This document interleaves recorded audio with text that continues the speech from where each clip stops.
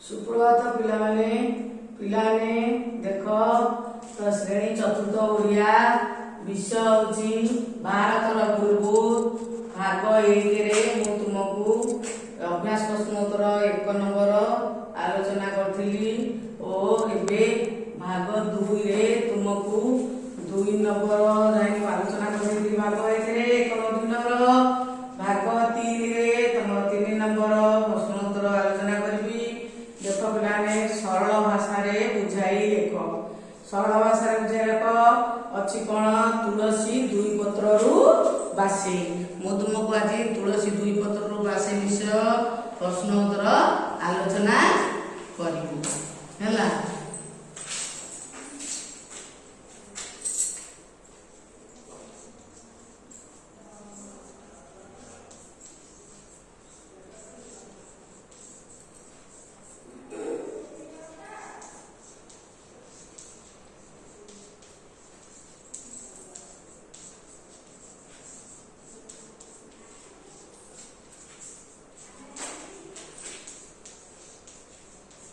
तुलसी 2 पत्रु बासे पिलाने तो तुलसी 2 पत्र तुलसी गछ देखिछ जेतले छोटियाटे हेतिबो से कोन हबो तार पत्र को 2 पत्र जेतले हेतिबो भी आमे जानि परिबा एटा तुलसी पत्र काई जानिबा केमि जानिबा तार वासना रु आमे जानि परिबा सेही वही सरोजिनी नायडू पिला दिन सरोजिनी नायडूकर पिला दिन रो प्रतिभा जणा पड़ितला हैला पिला माने से विषय रे मु तुमको सरलता कहूची कौन ना राग लिखब उक्त गद्यांशटी पठित तत्व श्रेणी साहित्य बहिर हैला भारतर बुलबुल विषय रु आसीउची एठारे लेखक किए भगवान महांती एठारे लेखक भगवान महांती सरोजिनीकर संपद रे सुंदर भावे वर्णना करछंती कौन वर्णना करछंती सरोजिनी बाल्यकालरू यथेष्ट बुद्धिमती थिले ओ कविता लेखा क्षेत्र रे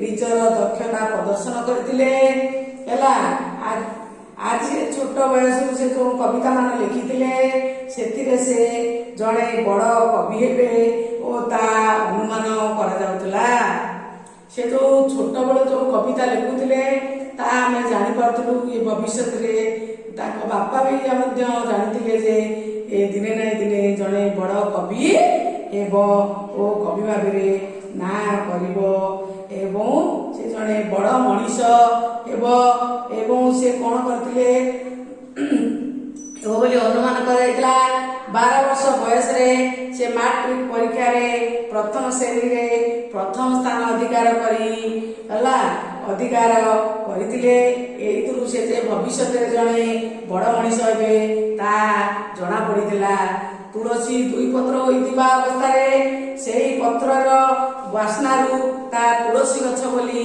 जणा पड़िताय सेही परी सरोजिनी को बाल्यकालरू कार्यकलाप ओ गुणरू से जे भविष्य रे जणे बड़ कवि हेबे ओ ता जणा पड़ी थिला पिला माने ता परे होची ख क्वेश्चन आंसर कोन अछि से थिले ख क्वेश्चन आंसर से थिले पांच जगतर कोकिल ख क्वेश्चन आंसर अछि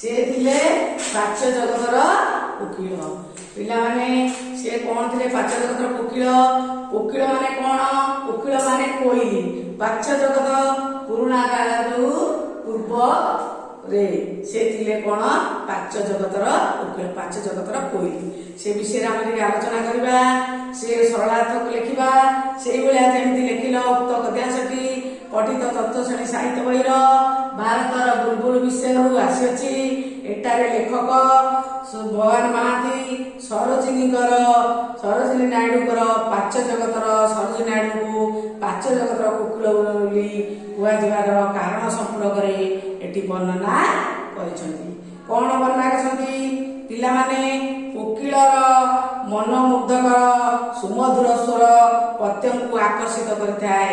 କୋକିଳର ସ୍ୱର ମଧୁର, କୋଇଲିର ସ୍ୱର ଜାଣିଛ ମଧୁର, ତେଣୁ ସେ କହିଛନ୍ତି କୋକିଳର ମନମୁଗ୍ଧକର ସୁମଧୁର ସ୍ୱର ପ୍ରତ୍ୟେକଙ୍କୁ ଆକର୍ଷିତ କରିଥାଏ।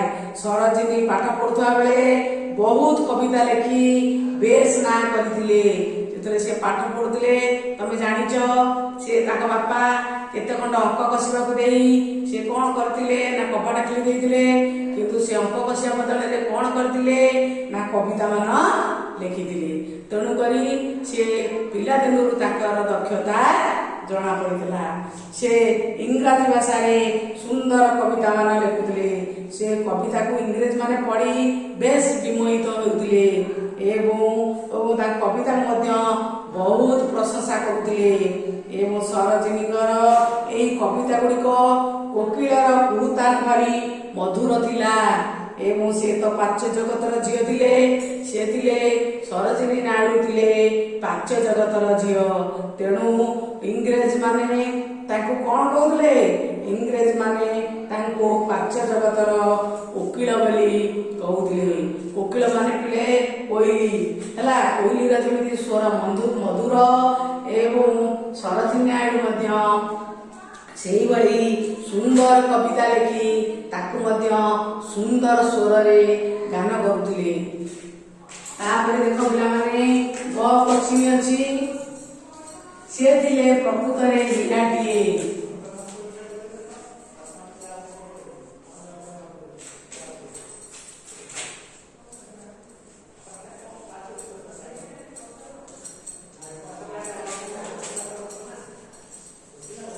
ସେ ଥିଲେ ପ୍ରକୃତରେ ହୀରାଟିଏ। ପିଲାମାନେ କିଏ ଥିଲେ ପ୍ରକୃତରେ ହୀରାଟିଏ? ସରୋଜିନୀ ନାଇଡୁ। ସେ ଥିଲେ ପ୍ରକୃତରେ ହୀରାଟିଏ। ହୀରାର ଜ୍ୟୋତି ଯେମିତି ଉଜ୍ଜଳ, ହୀରାର ଜ୍ୟୋତି ଉଜ୍ଜଳ ପିଲା ଜାଣିଛ, ସରୋଜିନୀଙ୍କର ପ୍ରତିଭା ଓ ସେଇଭଳି ହୀରା ଭଳି ଝଟକୁଥିଲା। ତେଣୁ ସେ କଣ କରୁଥିଲେ, ପ୍ରକୃତରେ ପ୍ରାଚ୍ୟ ଜଗତର କୋକିଳ ଓ ହୀରା ଭଳି ସେ ପ୍ରକୃତରେ ଝଟକୁଥିଲେ। ପିଲା ଦେଖ ସେଇଭଳି ସଳାତ ଲେଖିବ।